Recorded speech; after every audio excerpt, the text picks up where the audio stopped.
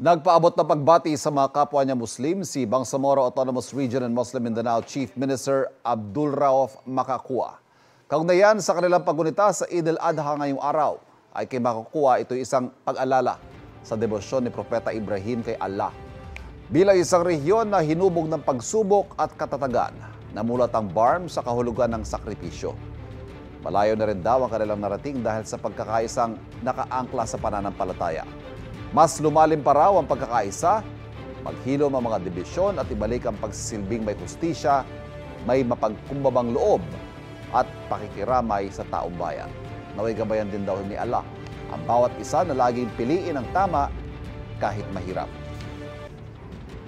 Maaga namang nagdiwang ng Eid al-Adha ang ilang Muslim sa Malolos, Bulacan kahapon. Sama-sama sila nagdasal sa Malolos Royal Grand Dome Mosque at nag-alay ng mga hayop bilang tanda sa ginawang sakripisyo ni Propeta Ibrahim.